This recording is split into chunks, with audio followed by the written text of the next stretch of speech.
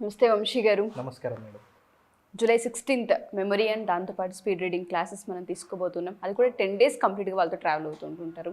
దానికన్నా ముందు చాలామందికి మెమరీ పవర్ టెక్నిక్స్ ఉంటాయా? వీటి వల్ల అంటే గుర్తుపెట్టుకోవడం కావచ్చు, స్పీడ్ రీడింగ్ కావచ్చు, ఎటువంటి ఇంపాక్ట్ని క్రియేట్ చేస్తాన వాటిపైన చాలామందికి ఇంకా అవగాహన లేదు.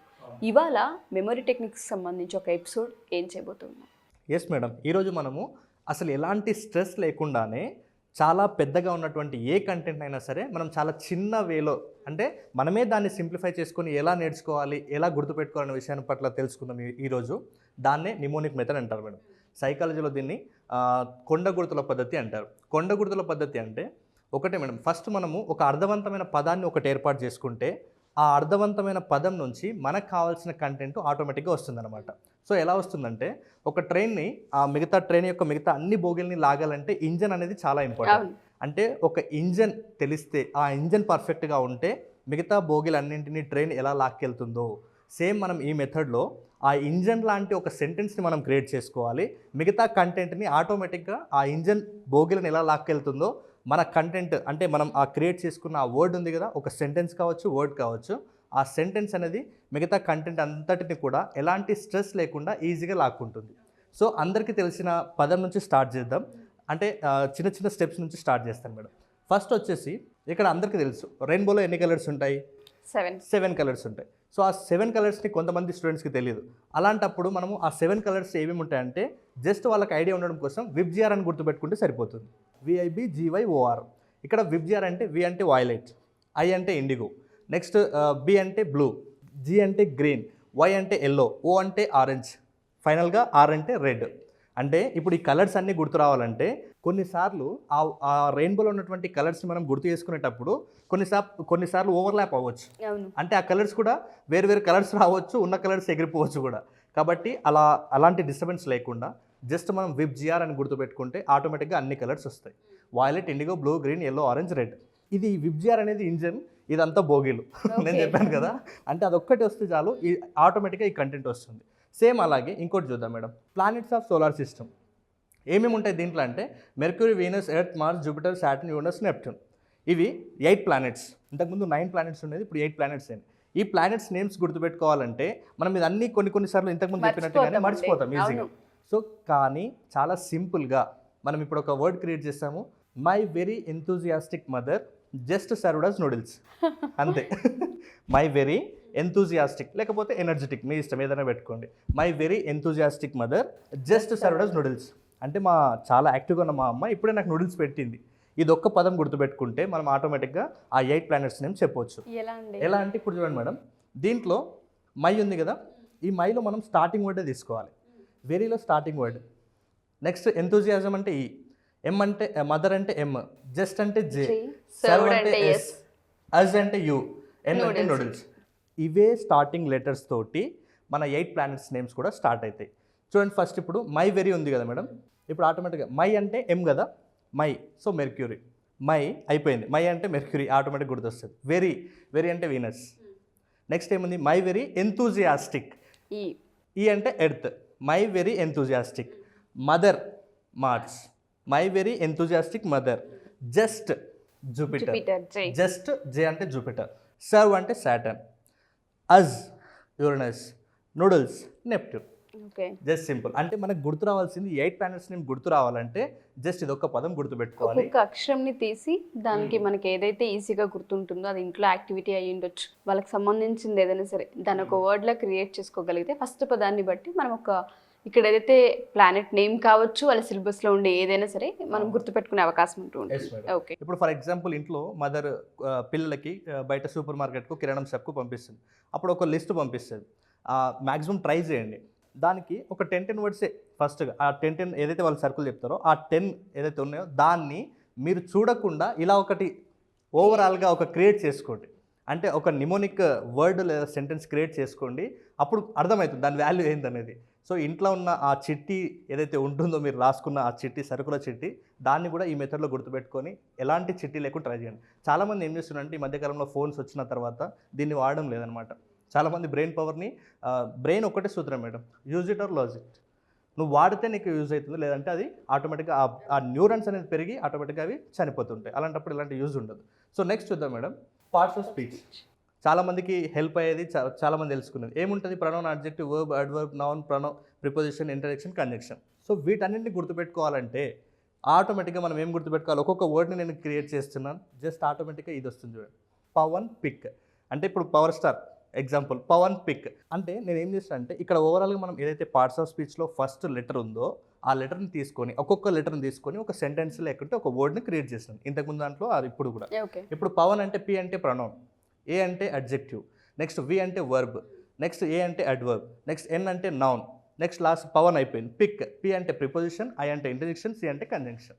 ఏ పని చేయింది అయితే రిజల్ట్ రాదు. ఫస్ట్ ఆఫ్ ఆల్ అంటే ఫస్ట్ నీకు ఆసక్తి ఉండాలి చదువు మీద. ఆసక్తి ఉంటే మనం ఈజీ వేలో ఎలా నేర్చుకోవాలో నేర్పిస్తాం అనమాట. కాబట్టి ఇది ఇలా నేర్చుకోవాలి. చాలా సింప్లిఫై చేసిన మెథడ్ ఇది. మనం నేర్పించే 20 కాన్సెప్ట్లో ఒక చిన్న కాన్సెప్ట్ అంతే. ఇది మేజర్ కాన్సెప్ట్ కూడా అది చిన్న కాన్సెప్ట్. సో దీని ద్వారా కూడా మన బ్రెయిన్ పవర్ని కానీ, లేకుంటే చాలా కంటెంట్ ఉంటుంది. ఇప్పుడు ఫర్ ఎగ్జాంపుల్ కొన్ని సైడ్ హెడ్డింగ్స్ ఉంటాయి లాంగ్ ఆన్సర్స్కి, దానికి సంబంధించిన ఆ సైడ్ హెడ్డింగ్ గుర్తుపెట్టుకుంటే ఆటోమేటిక్గా మనకు ఆ లాంగ్ ఆన్సర్స్ని ఈజీగా రాయొచ్చు. ఆ సైడ్ హెడ్డింగ్స్లో ఒక్కొక్క పదం తీసి దాని నుంచి కూడా ఒక అర్థవంతమైన పదం చేస్తే ఆటోమేటిక్గా బ్రెయిన్కి ఎలాంటి స్ట్రెస్ లేకుండా నువ్వు ఎక్కడ ఉన్నా, ఎన్ని టెన్షన్స్ల మధ్య ఉన్నా కూడా ఆటోమేటిక్గా బ్రెయిన్కి గుర్తొస్తుంది మేడం. సో నెక్స్ట్ వచ్చేసి names of countries larger than India. India కంటే పెద్ద దేశాలు ఏమేమి ఉన్నాయి, China, Australia, Russia, Canada, USA, Brazil. GK point of వ్యూలో చాలా హెల్ప్ అవుతుంది ఈ మెథడ్, జీకే కరెంట్ అఫైర్స్ మెథడ్లో. సో ఇది గుర్తుపెట్టుకోవాలంటే ఏం గుర్తుపెట్టుకోవాలి, కార్ కప్ అని గుర్తుపెట్టుకోవాలి. Car cup just first letter, C అంటే చైనా, ఏ అంటే ఆస్ట్రేలియా, ఆర్ అంటే రష్యా, కార్ అయిపోయింది. Next cub, Canada, USA, Brazil, తర్వాత ఇండియా. ఇండియా కంటే పెద్ద దేశాలు ఇవి. సో అలా GK point of view current అఫైర్స్లో కూడా ఇలాంటి ఈ మెథడ్ అనేది హెల్ప్ అవుతుంది. నెక్స్ట్ వచ్చేసి 7 కాంటినెంట్స్. ఈ మధ్య కాలంలో 10th క్లాస్ అయిపోయిన వాళ్ళని కూడా అడిగితే కూడా చెప్పారు అసలు మన కాంటినెంట్స్ నేమ్స్ ఏమి ఉన్నాయి చెప్పండి అంటే. సో ఏమేమి ఉంటాయి, ఆటోమేటిక్గా ఈ Europe and Antarctica, Asia, Africa, Australia, north America, south America. వీటి నేమ్స్ గుర్తుపెట్టుకోవాలంటే ఇంతకు ముందు మనము ప్లానెట్స్కి ఏదైతే చిన్న ఒక సెంటెన్స్ క్రియేట్ చేసామో సేమ్ ఇప్పుడు ఇంకా ఈజీ సెంటెన్స్ ఒకటి క్రియేట్ చేస్తాం మేడం. ఒకసారి చదవండి madam. Eat an apple after a nice sleep. అంతే, పడుకొని లేచిన తర్వాత ఒక మంచి యాపిల్ తినాలి అంతే. Eat an apple after a nice sleep. దీంట్లో కూడా సేమ్ మేడం. ఫస్ట్ లెటర్ ఏదైతే ఉందో ఈట్ అంటే ఫస్ట్ ఈ అనేది ఇంపార్టెంట్. నెక్స్ట్ యాన్ అంటే అక్కడ మనం నెక్స్ట్ ఏముంది Apple, A, after a nice sleep. ఈ ఫస్ట్ లెటర్ని తీసుకొని మనం 7 కంటెంట్ని గుర్తు చూద్దామా ఒకసారి. ఫస్ట్ చూడండి మేడం, ఈట్ ఉంది కదా, యూరప్. ఈట్ యాన్ అంటే అంటార్కిటికా. ఈట్ అంటే యూరప్. ఈట్ యాన్ అంటే అంటార్కిటికా. ఈట్ యాన్ అయిపోయింది. ఏ అంటే Asia. Eat an Apple, after కదా, ఆఫ్టర్ ఏఎఫ్ అంటే Africa. Eat and Apple after ఏ అంటే మళ్ళీ ఇంకొకటి ఆస్ట్రేలియా. నెక్స్ట్ నైస్ కదా మన స్టోరీలో. నైస్ అంటే నార్త్ అమెరికా, స్లీప్ అంటే south America. Eat and Apple after a nice sleep అని గుర్తుపెట్టుకుంటే కాంటినెంట్స్ నేమ్స్ అనేది చాలా ఈజీగా చెప్పొచ్చు. నిజంగా మీరు అన్నట్టుగానే కాంపిటేటివ్ ఎగ్జామ్స్ వాళ్ళకైతే ఈ మెథడ్ చాలా హెల్ప్ అవుతుంటుంది. ఎందుకు అంటే వాళ్ళకి చాలా కన్ఫ్యూజన్స్ ఉంటుంటాయి అండ్ దాంతోపాటు జీకే క్వశ్చన్స్ కూడా మీరు చెప్తున్నారు. పిల్లలకి ఇవే పెద్ద టాస్క్. యాక్చువల్గా ఇవి గుర్తుండవు, కొన్నిసార్లు బట్టి కూడా చేస్తూ ఉంటారు, కానీ మారే సందర్భాలు ఉంటాయి. మనం చాలాసార్లు మాట్లాడాము. అటువంటప్పుడు ఇటువంటి చిన్న చిన్న ఫార్ములాస్ లా క్రియేట్ చేసుకోగలిగితే బాగా ఈజీగా ఉంటుంది. చాలా సింపుల్గా ఉంటాయి. ఇప్పుడు మనం దీన్ని క్రియేట్ చేసుకున్న తర్వాత జస్ట్ డైలీ ఒక 2 to 5 seconds లేకుంటే ఒక 10 seconds దాన్ని చూసినా కూడా దాన్ని రివిజన్ అయిపోతుంది. ఆటోమేటిక్గా మన సబ్కాన్షియస్ మైండ్లో కూర్చుంటుంది. నెక్స్ట్ చూద్దాం madam, 5 great lakes of USA. ఏమేమి ఉన్నాయంటే జస్ట్ హురాన్, అంటారియో, మిచిగాన్, ఎరా అండ్ సుపీరియర్. వీటి పేరు గుర్తుపెట్టుకోవాలంటే జస్ట్ మనం హోమ్స్ అని గుర్తుపెట్టుకుంటే సరిపోతుంది. హోమ్స్ ఒకటే సింగిల్ లెటర్, హెచ్ అంటే హురాన్, ఓ అంటే అంటారియో, ఎం అంటే మిచిగాన్, ఈ అంటే ఎరైస్, ఎస్ అంటే సుపీరియర్. సేమ్ అలాగే యూనియన్ టెరిటరీస్ ఏమేమి ఉంటాయి, Chandigarh, Lakshadweep, Andaman, Jammu and Kashmir, Pondicherry, Delhi, Dadra Nagar Haveli, Daman and Diu. So దీన్ని గుర్తుపెట్టుకోవాలంటే చాలా సింపుల్. యాపిల్, చండి పాదాల అండ. యాపిల్, చండి పాదాల అంటే చండి మాత అనుకుందాం మనం. యాపిల్, చండి పాదాలకు అండ. ఓకే, ఈ చిన్న పదం నుంచి ఇప్పుడు చూడండి, యాపిల్ అంటే మనకు వెంటనే గుర్తొచ్చేది జమ్మూ అండ్ కాశ్మీర్. ఇంతకుముందు ఇది స్టేట్గా ఉండేది, ఇప్పుడు యూనియన్ టెరిటరీలో మిక్స్ అయిపోయింది అనమాట. కేంద్ర పాలిత ప్రాంతాల్లో ఒకటి జమ్మూ అండ్ కాశ్మీర్. యాపిల్ అన్నప్పుడు మనకు ఆటోమేటిక్ గుర్తొస్తుంది జమ్మూ అండ్ కాశ్మీర్. నెక్స్ట్ ఏముంది, చండి. యాపిల్ చండి. చండి అంటే చండీగఢ్.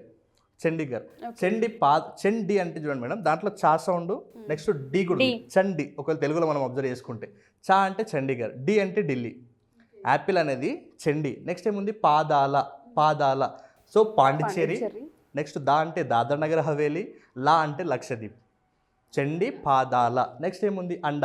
అండ అంటే అండమాన్ అండ్ ఫైనల్గా Daman and Diu. That is simple. అంటే జస్ట్ ఒకటే మనం దాన్ని నేర్చుకోవాలంటే వాటి నేమ్స్ని చాలా కన్ఫ్యూజ్ అయ్యే అవకాశం ఉంటుంది.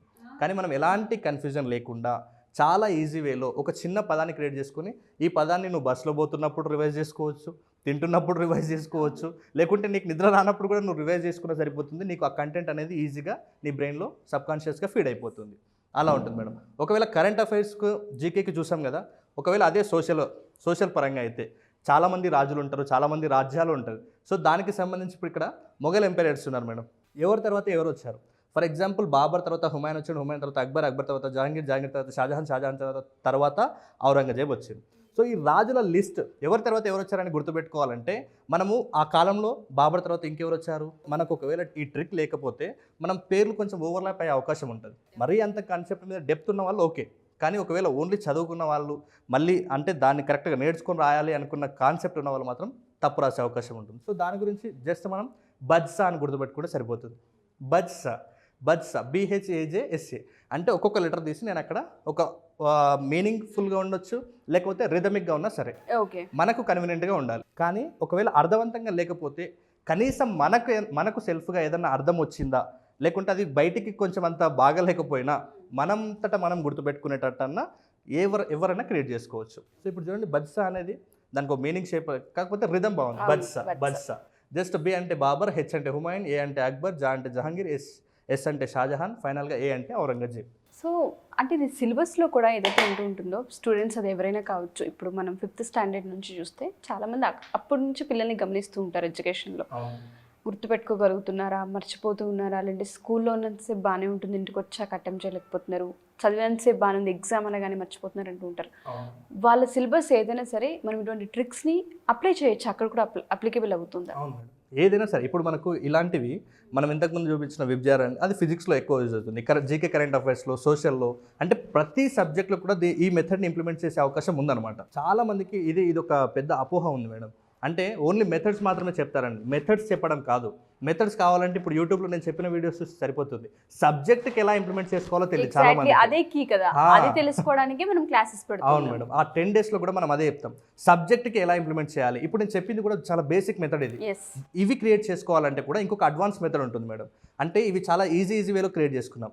ఇంకా ఈజీ వేలో ఎలా క్రియేట్ చేసుకోవాలనేది నేను వీలైతే మనం నెక్స్ట్ వీడియోలో కూడా దాన్ని మ్యాక్సిమం ట్రై చేద్దాం. కానీ క్లాస్కి వస్తే మాత్రం ఇది చాలా అంటే చాలా చిన్న పాయింట్, కానీ ఇంకా 20 మెథడ్స్ అనేది చాలా పవర్ఫుల్గా ఉండే ప్రతి స్టూడెంట్కి కూడా ఒక ఆర్డినరీ స్టూడెంట్ నుంచి ఒక ఎక్స్ట్రాడినరీ స్టూడెంట్గా తీసుకెళ్ళే ఆ ఎక్స్ట్రా స్కిల్స్ని నేను ఆ 10 days క్లాస్లో అందిస్తాను.